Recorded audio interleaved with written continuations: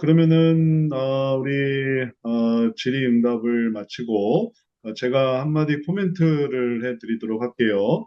여기에 중요한 얘기를 하셨는데, 뭐냐면은 여러 가지 악순환 사고가 있다는 거예요. 폐쇄적인 사고만 있는 게 아니라, 단기전 사고, 허상적인 사고, 극단적인 사고.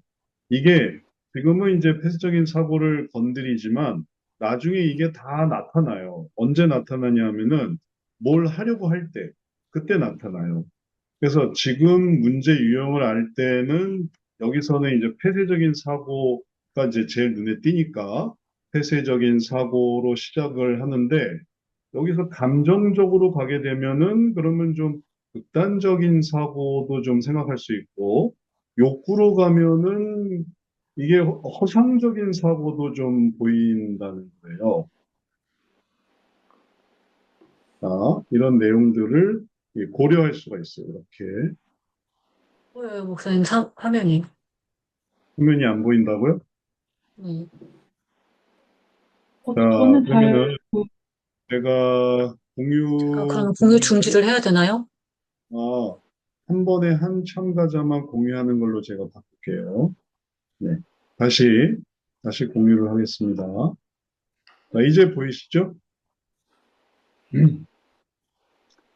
자, 그래서 여기다 쓰는 게 아닌데 이게 선순환이 여기다 돼야 되는데 악순환 사고로 발견되는 게 이렇다는 거예요. 발견되는 게. 지금은 폐쇄적인 사고가 발견이 되고 극단적인 사고가 발견이 되고 하다 보면 이렇게 다 나와요. 아까 또 뭐가 있었죠?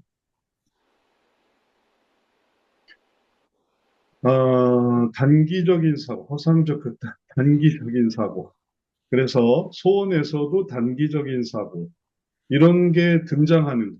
그래서 이걸 계속 바꿔줘야 돼요. 폐쇄적인 사고는 관점적인 사고로 바꿔야 유형을 잘 얘기할 수 있겠고, 그다음에 감정을 얘기하려면 이 극단적인 거를 극본적으로 설명을 할 수 있어야 이게 잘 이렇게 좀 다독여야 자기 감정을 볼 수 있겠고, 허상적인 사고도 통찰을 해보세요. 해서 그렇게 말을 해서 통찰을 해야 이제 자기 욕구를 보게 되고, 그다음에 단기적으로 얼른 그냥 딱딱딱 얻으려고 하지 말고, 이거를, 도덕적으로 뭐가 옳은 것일까요? 해서 도덕적인 사고를 해야 이제 소원으로 가게 되고, 나머지도 마찬가지예요. 또 발견될 수 있는 여러 가지 악순환을 바꿔줘야만 결심, 실천, 변화로 나아가는 거고, 그리고 이러한 변화는 이 정신 구조에서 이렇게 적용이 되는,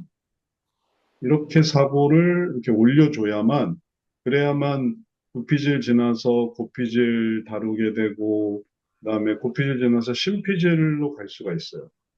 그만큼 이런 사고들 때문에 꽉 막혀 있다는 걸 의미하거든요. 악순환 된다는. 아주 얼키설키 이렇게 쌓여 있는 거죠. 그걸 하나하나 풀어주면 올라올 수 있는.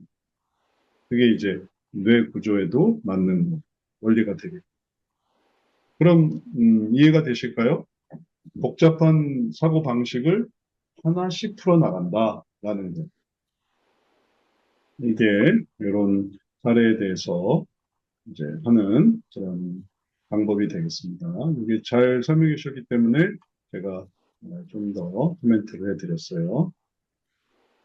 그 목사님, 네. 이 소모적을 적용적으로 할 수 있는데 소모적을 적용적으로 할 때하고 소모적을 도덕적으로 하는 것과의 차이가 어떨 때 생긴다고 할 수 있을까요? 이게 1대1 대응과 그다음에 확장 대응을 이해하셔야 돼요. 그래서 처음에 기본적인 거는 이렇게 짝이 돼요. 다 이게 연결돼 있으니까. 그런데 이렇게 한 다음에 이렇게 갈 수가 있어요. 근데 이걸 한 다음에 이렇게 가야 의미가 있지. 그러지 않고 여기서 이렇게 가면은 그러면은 왜 이렇게 가는가에 대한 이 부분에 비약이 생겨요. 혐오적이었는데 도덕적으로 하라고 한다면은 혐오적인 거를 적용적으로 하고 도덕적으로 확장하라는 건지 아니면은 혐오적인 것을 갑자기 도덕적으로 하라는 건지에 대해서는 여기 비약이 생기는데 비약이 생길 때 이게 의미가 있으려면 이 사람이 이러한 부분에 되게 의식이 있었을 때는 이게 가능해요. 그러니까 그 사람의 어떤 선순환 사고를 일깨우는 거죠. 이 사람 되게 도덕적으로 생각하는 사람이었는데. 근데 이렇게 소모적으로 생각하고 있는 거예요. 그럴 때 적용적인 사고를 생각하게 하는 것보다 그 사람에게는 도덕적인 사고가 더 잘 맞아서 이렇게 연결하는 거지. 이런 확신이 없는 상황에서는 이렇게 되는 게 제일 좋아요. 그러니까 많이 알아야 되는 거예요. 상담을 많이 하다 보면 이 사람 사고방식이 좋은 건 이거고 나쁜 건 이거야. 나쁜 건 이거고 좋은 건 이거야. 뭐 이렇게 구분이 됐을 때는 이제 이렇게 해볼 수가 있겠어요. 그럼 이해가 되실까요? 상담사 기준이 아니라 피상담자 기준으로. 그 사람에게 이게 더, 단박에 이해된다. 왜 한번 딱 들을 때 그냥 그게 뭔가, 불이 켜지는 것처럼 딱 이해가 되는 때가 있거든요. 이제 그렇게 될 때만 이렇게 쓸 수가 있겠어요. 다른 것도 마찬가지예요. 소모적인 사고에서 다른 사고로 갈 때도 다 적용 가능하지만 그거는 그 사람이 이런 부분에 대한 아주 익숙함이 있을 때만 그렇게 하는, 아니면은 그냥 이렇게 가는 게 제일 좋겠어요. 네. 저는 내용이 어떤 거냐에 따라서 그게 그렇게 갈수록 더 좋겠다라고 생각하는 건 줄 알았는데 그게 아니네요. 네, 네, 네. 내용과는 상관이 없어요. 그러니까 직접 만나보든지 실제로 얘기를 해봐야 돼. 얘기를 해서 확신을 가지고 있을 때만 그걸 쓸 수가 있겠어요. 지름길 같은 거죠. 근데 지름길이 아닌 사례는 여기 이것만으로는 다 알 수가 없기 때문에 이걸로는 그런 지름길을 쓰면은 좀 실패할 확률이 더 많죠. 가족들한테는 쓸 수 있어요. 가족과 같이 친밀할 때는.